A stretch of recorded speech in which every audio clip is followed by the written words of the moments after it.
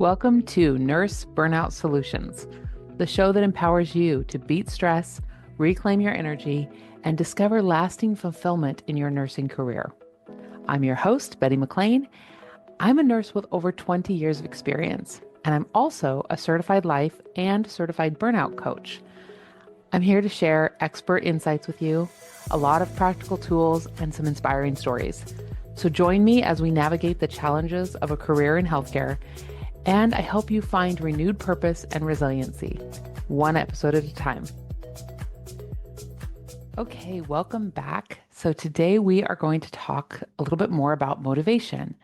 If you tuned in last week, we talked about how I have gone through a little bit of a midsummer reset, and how that can be a really good thing for you to do.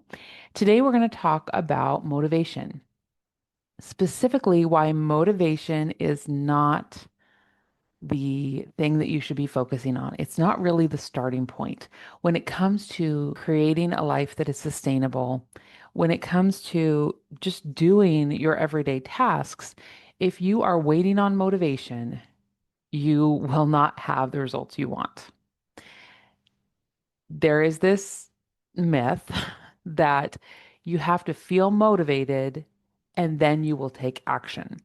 And this is especially true if you are dealing with a lot of burnout symptoms. You're fatigued, you're having a lot of overwhelm, your fight or flight system is always activated. Your brain very likely will tell you, we're not going to do the thing because I'm not motivated. So, we're going to talk about that today. So, motivation, we're just going to define it for a second. When you look up what motivation is, the dictionary definition is it's a noun. It is the reason someone has for acting or behaving in a particular way. Motivation as a noun is just our reasons for acting.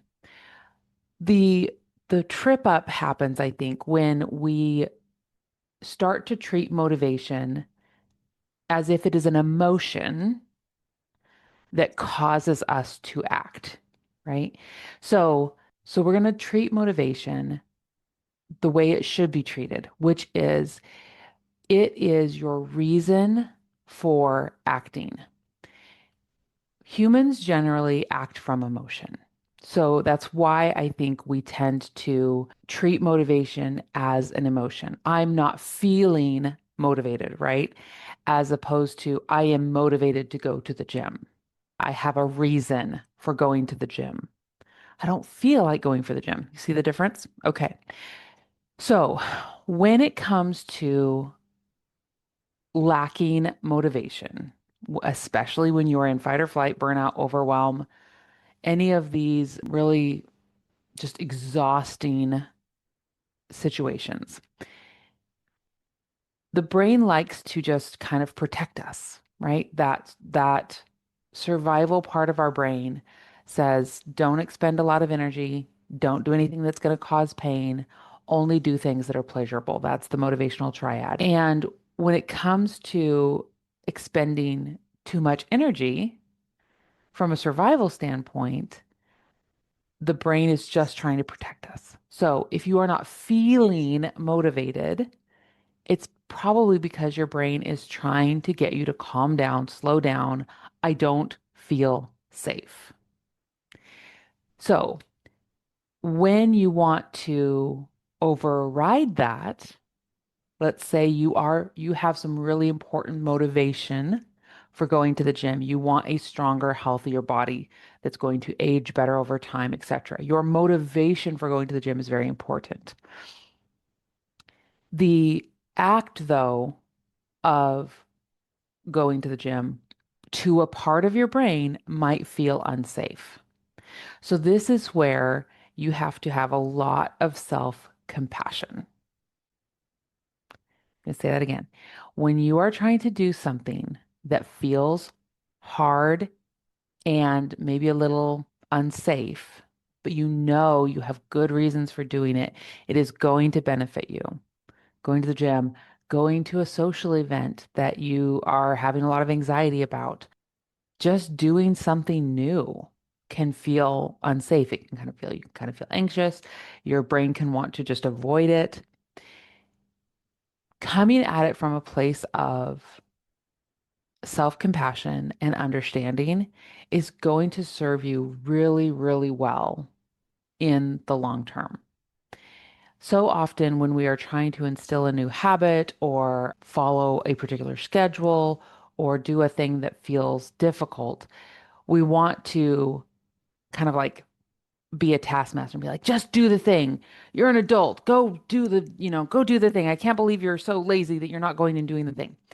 That can get you short-term results. For some people, they can negatively motivate themselves in that way for a little while.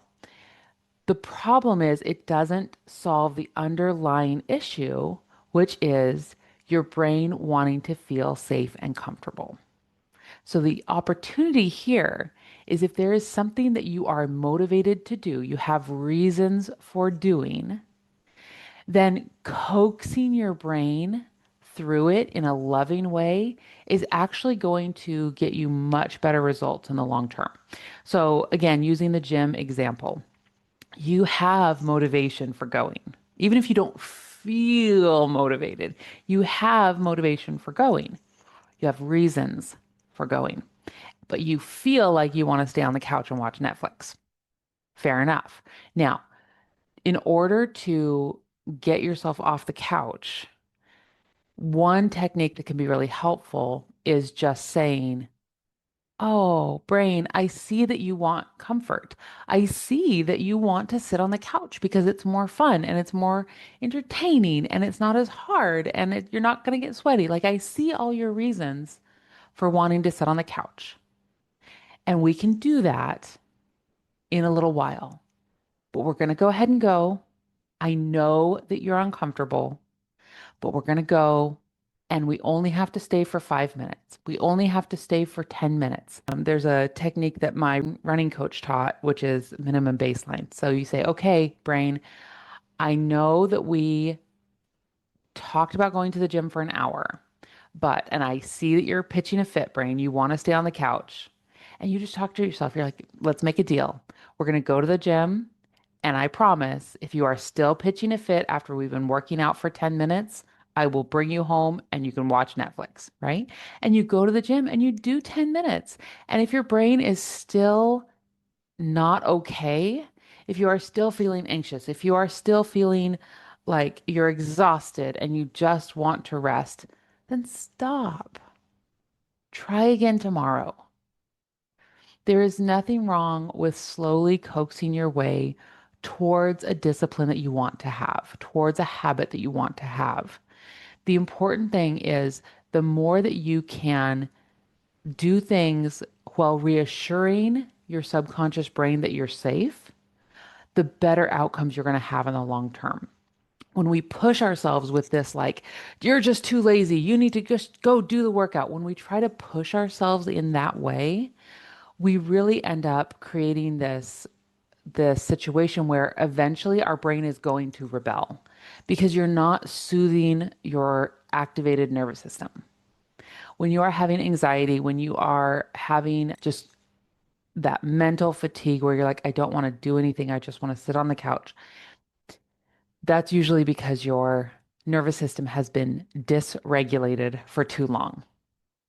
So when you say, I'm just going to force myself to do the thing, you're not allowing your nervous system space to calm down. So again, that's where self-compassion comes in, where you literally talk to yourself and give yourself some compassion and say, I see that you're upset. I see that you're tired, but our reasons are important enough that we're going to do it anyway. Give yourself a little mental hug and just do a little bit. Do your minimum. Do, if it's a new workout is just the easiest example. But if it's you're wanting to go to a social event that you promised yourself you were going to try to get to, go. Promise yourself that you can leave after 5 minutes if you're still uncomfortable. It's fine. Next time, your brain will know that it is a little bit safe and you'll be able to stay 10 minutes, right? It's okay to slowly work your way into a new habit, a routine, something that you want for yourself, something that you are motivated to do. It is perfectly okay to coax yourself in baby steps into that thing, especially when you can do so and keep yourself calm and your nervous system not activated. Because when we do things from a place of calm, where we're not in fight or flight, we're not just absolutely overwhelmed, it's going to be more sustainable and you're going to build a habit that tells your brain this activity is safe. This kind of loving, self compassionate way creates safe momentum. When we do things against ourselves, like, just go do the thing. You're so lazy. When we do that, it creates more fight or flight within ourselves, not from the external, but from the internal. Now our brain has to keep ourselves safe from ourselves, right? See the problem? So I know this has been a little bit of a rant, but I wanted to just keep it short. If you are wanting to create more momentum in your life, stop treating motivation like it's the end all be all. When you think the word motivated, remember, motivation is just your reasons for wanting to do something. Where it translates into action is when you give yourself a hug and say, our reasons for doing this are super important. Let's go do it. Even if we only do it for 5 minutes today, we do it from a place of calm. We take a deep breath. We go do the thing. We follow our calendar. We go to the event. We go do the workout. We sit down with our journal and we journal, even if it's for 5 minutes. And then we move on with all the love and grace and support that we can offer ourselves. And then we do it again the next day, again, from a place of calm. Because when we do an action from that loving place of self compassion, we create safe momentum.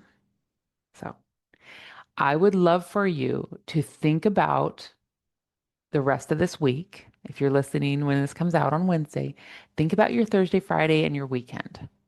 Think about the beginning of next week. What one little thing do you want to do this week that you know your reasons for doing are super important? What's one little minimum baseline? What's one little thing that you can do? If it's going for a walk a couple of times this week, can you put your shoes on and walk down the block and back? Can you get your brain calm enough to do that? Because the motivation's there, your reasons are there. And once you start acting, the emotions will follow.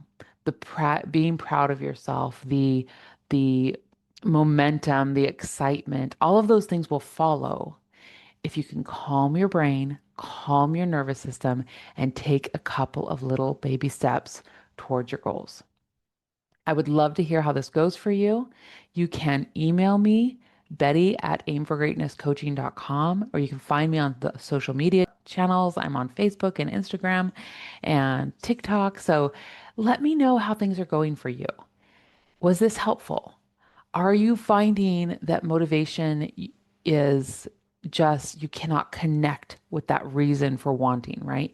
If you are in kind of the more advanced stages of burnout, it can be very difficult to think logically about what your motivations are and how to calm your nervous system in order to create action.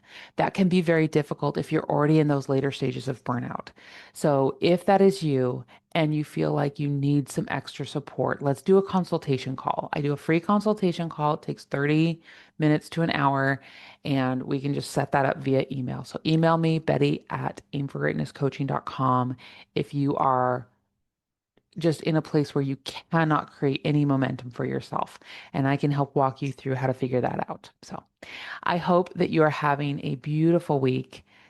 Just take time to love yourself, okay? And one step at a time, we are going to get through this summer. Talk to you next week. Thanks for listening today to Nurse Burnout Solutions. Remember, I really believe that all stress is manageable and burnout is not inevitable. If you are struggling with stress or in burnout, I can help. Check out the show notes for ways that we can connect and get you the support that you deserve.